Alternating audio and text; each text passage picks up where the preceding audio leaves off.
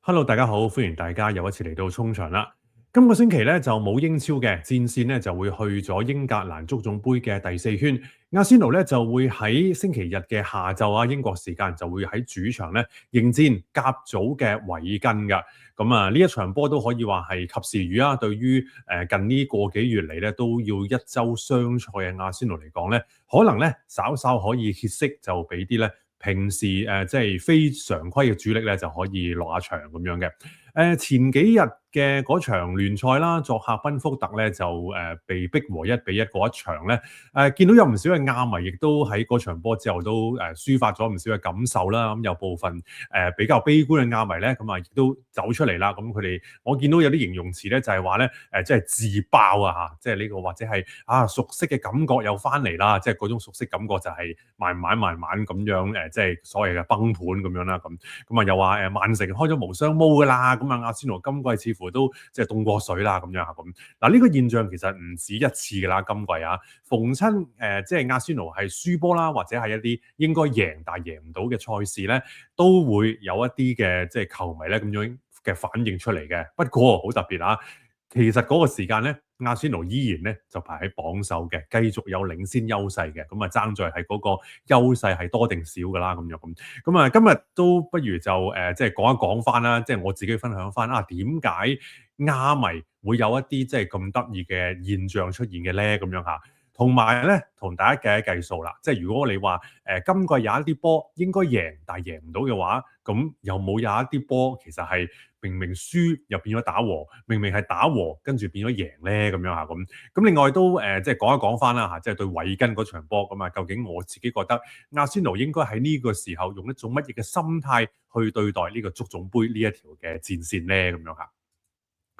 作客賓福特咁啊攞唔到3分，咁啊今季第6場嘅聯賽和波啦。咁啊同一周咁，因為曼城就贏波啦，令到咧阿仙奴嗰個失分啊，即係個差距咧就由6分變為4分啦。咁啊上一條片都講過啦，究竟係剩翻4分啦，定係仲有4分咧？咁啊亞迷自己就去選擇你用一種乜嘢嘅心態咧去對待啦。嗱，當然啦，即係按翻球隊嘅級數去計啦，咁啊對住賓福特咧，呢3分咧應該係要攞嘅。咁但係其實賓福特今季嗰個表現都真係相當之唔錯啊！即係走咗好多嘅主將啦，連個領隊都走埋啦。但係咧而家咧係可以排到第7嘅。咁啊，同埋阿仙奴即係作客嘅情況咧，其實以一個所謂英超冇弱隊嘅呢一個咁樣嘅即係 approach 嘅話咧，再睇埋嗰日嘅戰況咧，其實我都講過噶啦。執翻1分咧，係執翻身彩嘅，其實就咁啊，當然啦，即係網絡世界就百花齊放啦，咁樣咁啊，見到有一個字都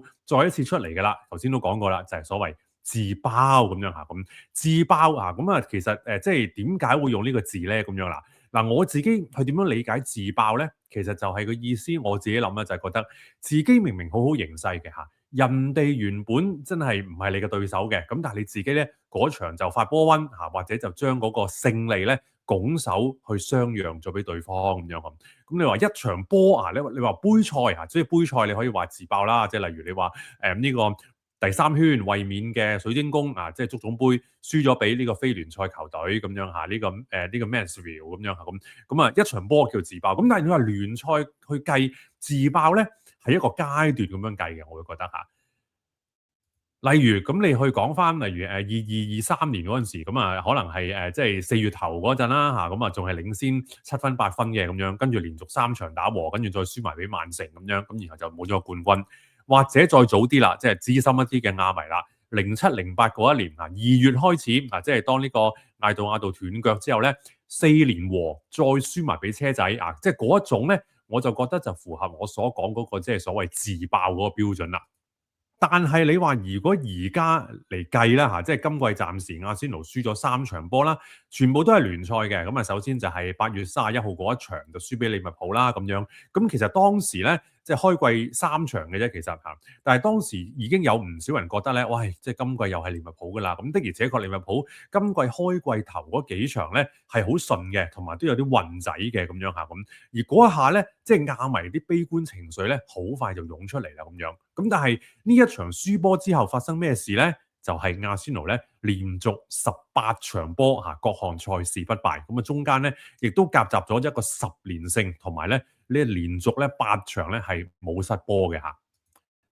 跟住去到即係當9月、10月、11月都保持不敗嘅時候咧，去到12月頭咁啊，最後1秒嘅嗰場波咧就輸俾維拉咁樣，咁啊輸咗呢一場咧，啲亞迷又嚟啦嚇，咁話你都係俾艾馬利食住噶啦，亞迪達，咁啊成場波又冇決心，又唔識變通，今季都係冇噶啦咁樣，今季都係冇喎，但係嗰陣時咧係排緊榜首喎，可能係有少少就係同一個禮拜嘅時候咧，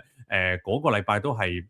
7日之內踢咗3場啦，1勝1和1負，啱啱就係喺歐聯贏咗拜仁之後咧，就打和車仔，然後就贏咗賓福特，跟住就輸咗俾維拉咁樣嚇咁。然後我好記得㗎，即係有啲球迷即係喺我呢度留言啦，都話對拜仁嗰場唔應該出正選㗎啦，而家你睇下對波崩盤啊咁樣，哇！我真係對呢個崩盤呢個字咧真係好印象深刻啊！1勝1和1負攞4分嚇。叫做崩盤咁樣，咁你話俾其他球隊即係上半季好差嘅曼聯，同埋到而家都依然好差嘅熱刺，咁其實嗰啲叫乜嘢咧？咁樣嚇，呢一場輸咗波啦，跟住又點咧？阿仙奴係有一個12場不敗嘅嚇，中間係包括歐聯贏咗國米啦，聯賽杯4強贏車路士啦，同埋呢個喺呢個同一個月嘅次循環咧，就炒翻呢一個嘅維拉嘅。當然中間有一啲好牙煙啦嚇，即係主場贏狼隊嗰一場非常之牙煙啦。跟住1月頭嘅時候作客贏般尼茅夫啊，12月嘅時候另一場作客對即係愛華頓啊咁樣，咁但係全部都係贏到嘅嚇。即係你其實再一次見到咧，阿仙奴喺即係輸波之後咧嗰一種嘅反彈，嗰一種嘅回應咧係好強勢嘅。跟住去到1月尾啦，即係對曼聯嗰一場咧，喺所有人都唔睇好曼聯嘅情況之下咧，曼聯就贏咗啦咁樣。嗱，如果你話單計嗰一場咧，我就都可以咁講，就係嗰一場就真係自爆啦。即係如果你咁計嘅話嚇，淨係形容呢一場啊。當然你嗰場波係人哋曼聯把握到機會啦，咁但係同樣都要加埋即係阿仙奴踢得衰先可以配合到噶嘛。即係呢場輸波我就會形容係自爆。但係若果因為呢一場波，跟住咧，哇！又見到好多亞迷走出嚟啦，好似投降咁啦，哇！即係熟悉嘅阿仙奴咧，我又聞到嗰陣味翻嚟啦，講咗噶啦，有亞迪達又唔會有冠軍噶啦，咁樣嚇咁。嗱，當然我好認同呢一場咧，喺嗰個心理上同埋實際上咧，都係好傷嘅。我覺得心理上嗰個即係傷係更加即係得人驚添咁樣，咁亦都發現咗即係球隊一啲嘅問題咁樣。咁好啦，輸咗呢一場之後，跟住點咧？之後嗰4場全勝，仲要有3場咧係冇失波嘅，咁就啱啱去到第5場即係啱啱週中對賓福特嗰一場咧就打和咁樣啦咁榜首優勢咧其實有4分嘅，咁可能真係純粹之前因為試過有6分7分咁樣啦，咁同埋你話如果呢一週係贏到嘅話，咁又可以拉翻開6分啦咁樣，咁所以有一個咁嘅期望之下咧。可能就會令球迷有啲失望啦，嗰個恐懼感咧又出翻嚟啦咁樣。亞迷即係點解尤其是例如今季我見得特別多咧，就係話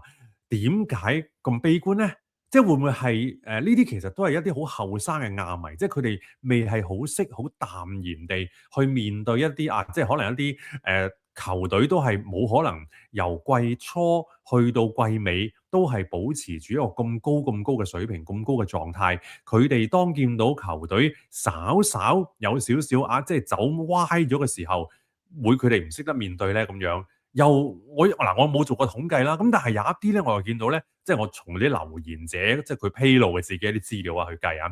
有一啲人咧係話自己其實都已經捧咗阿仙奴好多年嘅啦即係20幾30年咁樣嘅喎即係正會唔會就係佢哋睇得太化嘅時候咧，即係未完場就好似要先去滅自己嘅威風咧咁樣有時我明白嘅，即係做人咧係需要嗰種所謂嘅期望管理嘅。但係若果你有時嗰個期望管理去得太盡嘅時候咧，你就會唔會去到一個位就係其實你唔係好相信自己或者自己對波可以突破到一啲過往嘅死穴咧，一啲嘅心魔、一啲夢魘咧，甚至乎其實你嘅內心係唔係真係相信佢哋係真係會成功咧咁樣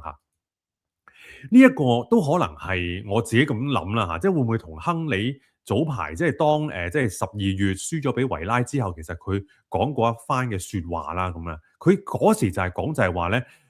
當一隊波咧未贏到一啲任何嘅重要錦標嘅時候咧，其實係有一線咧，你係好難去跨越得到嘅。跟住佢講過一句咧，就係話咧，The fear of winning is sometimes bigger than the fear of losing 啊嚇，即係話咧，你一啲對你去怕贏咧，甚至乎有時咧係重要過咧你怕輸嘅咁樣嚇。即係我 AI 過呢句説話，究竟即係點樣去理解咧？咁樣嚇，其實就係講意思就係話，當你缺乏一個對於贏、對於稱王稱霸嗰種記憶嘅時候咧，你係冇經驗去處理呢一種壓力嘅，你係冇經驗去證明到自己，咦？喂，我真係可以做得到嘅喎，咁樣嚇。呢個亦都可能係過去3季阿仙奴咧去衝冠嘅時候，去到最後直路咧所去缺乏嘅一啲嘢嘅。即係我都即係將阿亨利嗰句説話再喺 AI 嗰度 elaborate 啦，咁樣。咁佢就話AI 講啦嚇，即係佢話呢啲咧所謂叫做成功焦慮啊嚇，即係當你去到一啲就嚟得嘅位嘅時候咧，今次可能真係得啦喎嚇。咁然後你個心理咧就會由你個心理啊，就會由想贏變成唔想輸啦。有咩分別咧？有冇分別咧？係有分別嘅。想贏你係比較個人係積極啲，係主動啲嘅。你唔想輸咧，可能就會係被動嘅，比較消極嘅。當你個心係由一個想贏變成唔想輸嘅時候咧，跟住你去落場咧，可能啲嘢你就會變得保守噶啦嚇。你要做一啲你唔習慣嘅嘢，即係例如咁講，啊，不如穩守突擊啦，即係呢啲即係唔使話場場都贏得咁大嘅咁樣嚇咁。但係阿迪達從來唔踢呢啲波噶嘛，啊或者佢嘅主要當然佢會按照唔同嘅對手有針對性嘅部署，但係穩守突擊呢幾年從來都唔係阿迪達嗰一套嘅足球哲學嚟噶嘛。咁但係去到嗰啲位嘅時候嚇，即係好似即係今季都見到嘅，上季都見到嘅，就係有啲時候你可能明明 lead 緊2球，跟住你俾人追翻一球嘅時候咧，突然間咧成班球員咧怯啊，跟住就開始縮啊，即係佢哋唔會去諗就係，喂，我撳翻你一球，我咪拉翻開到比數咯，唔係啊，我就寧願我守住呢一個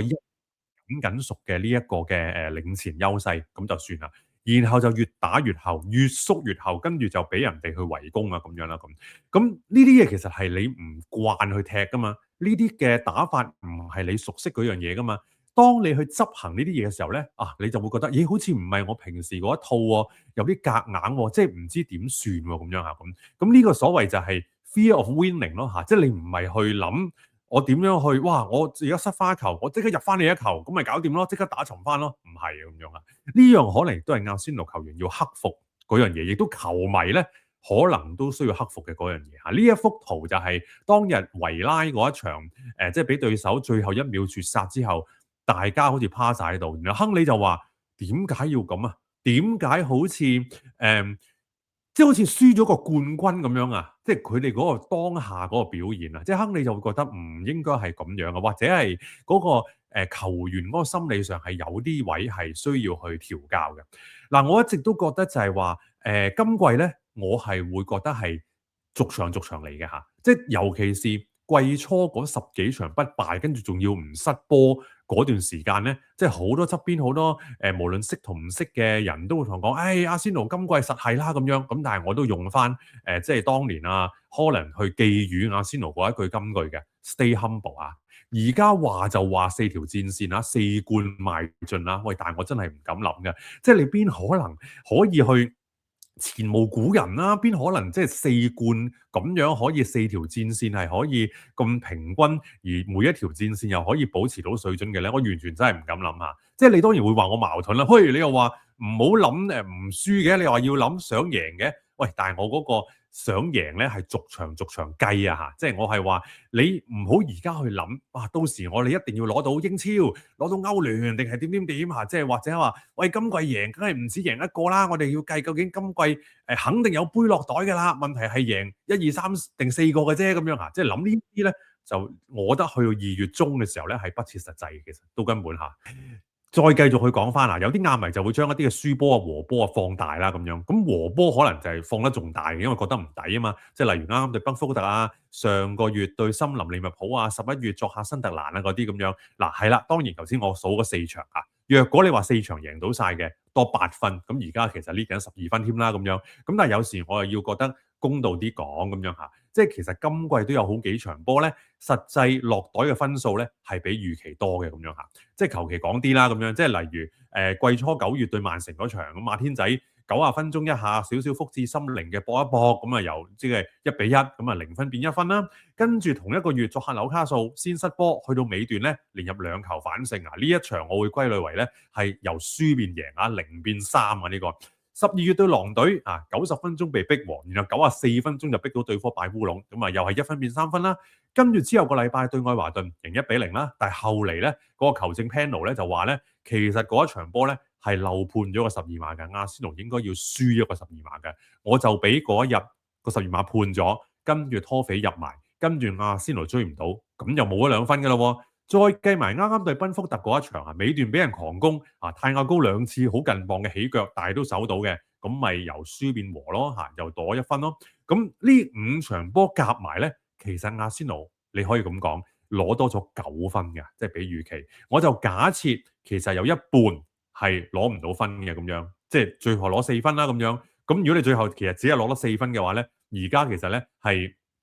落後翻曼城添啊嚇，即係你失咗5分啊嘛嚇，你落後緊比曼城添咁樣嚇。咁所以亞迷咧，我覺得你又唔好淨係睇啊我哋即係有邊幾場係失分唔抵，你都要睇埋就係話邊幾場我哋有少少運仔嚇，由0變1，由1變3咁樣，咁拉勻咗之後，咁其實而家就係反映出亞仙奴而家喺榜首有4分優勢嗰個原因咯，咁樣嚇。仲有12場聯賽啦，我自己就唔敢太老定嘅嚇，4分點能夠講老定咧？就算你而家講8分，我都唔覺得自己老定嘅。但係我又唔會話即係打定輸數嘅，因為始終係領先緊啊嘛咁樣。咁啲人話咩曼城開無雙毛咧咁樣？喂，其實你睇翻近6場聯賽，曼城係3勝2和1負嘅喎嚇，即係你點樣睇都睇唔到佢有咩無雙毛出現啦，係嘛？咁你之後12場聯賽，你話贏到10場11場就話啫。咁但係而家阿仙奴要做好自己嘛，將個犯錯減到最低嘛。咁若果你最後嗰個失誤係少過曼城嘅，係少過維拉嘅，咁咪得咯。咁而家個主導權依然喺阿仙奴度噶嘛，咁樣嚇。咁啊係咯，咁啊大家用咩心態？咁啊可以喺留言嗰度咧係去同大家講下啦。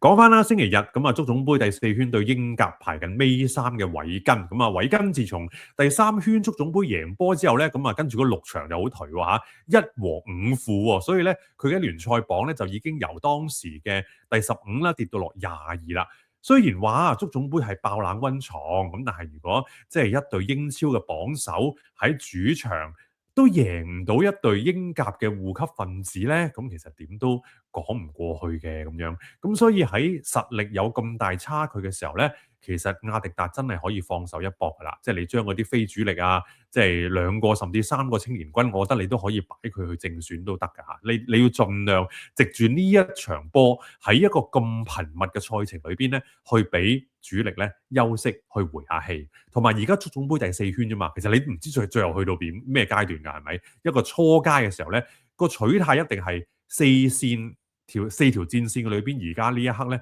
足總杯一定係放到最低嘅 priority 嘅。即係就算你去到之後第5圈、第6圈咁樣，咁你都係用呢個心態㗎啦。當然你話球員落場咧係要搏盡嘅，咁但係喺排陣上邊咧，一定咧係要有啲取捨㗎啦。即係例如你話洛哥啊、士基利啊、賓偉治啊、青年軍嘅沙文啊、杜文啊呢啲，你都一定要俾佢落場時間㗎啦咁樣。咁啊賽前嘅操練相就好高興啦，就見到除咗有呢個後衞嘅沙文之外咧，養傷咗成2個月嘅杜文仔咧，可以即係參加翻一隊嘅操練啊咁樣。咁啊季前熱身賽啦，同埋即係季初一啲嘅杯賽、一啲嘅聯賽嘅後備上場，其實見到佢咧都係可以喺右路去做一個即係唔錯嘅一個串繞嘅。咁我覺得如果以佢而家個水平去對住英甲嘅球隊、英甲嘅護級球隊咧，其實係即係 OK 嘅，冇問題嘅咁樣。咁啊，希望即係喺 FA 級呢一圈裏邊即係無論佢可唔可以正選啦，又或者係後備落場啦，都可以咧即係幫到呢個阿仙奴一把啦，希望。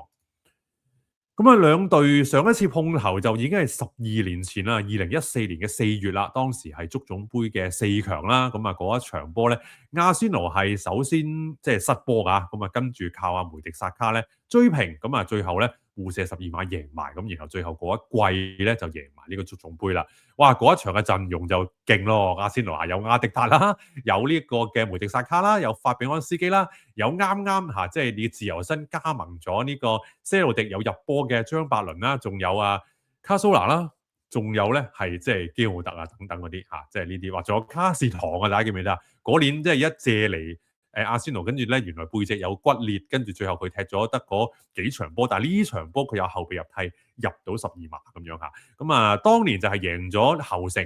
贏咗呢一個嘅韋根，跟住決賽贏咗侯城，就打破咗咧阿仙奴咧9年嘅錦標荒啦。咁啊，對賽往績就韋根歷嚟11次作客阿仙奴咧輸咗10次，不過呢啲都係好耐之前嘅事啦，咁所以咧就都冇乜參考價值㗎啦。阿仙奴今場如果贏到嘅話咧，將會係佢哋咧2019至20嗰個球季以嚟咧係相隔咗5個球季啊，再次打入第5圈啊，因為佢哋對上嗰5個球季咧唔係第3圈就第4圈俾人踢走咗啦，咁啊。呢個2020嗰一季咧，就係喺一個疫情啊冇觀眾之下咧，攞咗呢個足總杯冠軍。咁睇下今年咧，阿仙奴咧可唔可以咧，即係重新啊，即係再一次咧喺呢一個嘅即係全球最歷史悠久嘅杯賽裏邊咧，可以去揚威啦。估下比數啦，咁啊今場我就覺得3-0啦，好唔好啊？喂，即係都唔好太保守啦嚇，即係呢場波應該唔會失波啦啩，亦都相對地輕鬆啲啦啩，咁亦都希望藉住呢一場俾到個別啦嚇，即係近排冇乜上陣嘅球員去建立翻狀態同埋信心啦。一啲真係已經取得太盡嘅懷斯啊、蘇比文迪啊呢一啲就唔該添巴嗰啲咧，就希望佢即係唔好落場啦咁樣嚇。係啦，咁啊希望呢一場都無驚無險啦，可以即係順風順水咁樣可以贏波啦。咁啊，因為跟住咧2場作客嘅聯賽都好關鍵啦，分別對呢個狼隊同埋熱刺，咁啊都需要咧係6分係要志在必得嘅。好啦，今日講完呢一個蝦迷為何那樣悲觀嘅一條片，咁啊希望大家都有啲啟發思考啦。咁如果你係蝦迷或者你係非蝦迷，都可以喺留言嗰度講下你嘅一啲睇法嘅。今集衝場嚟到呢一度啦，麻煩大家咧都要comment 啦、like and share 啦，仲要訂閱我嘅頻道啊。下一集再同大家見面，拜拜。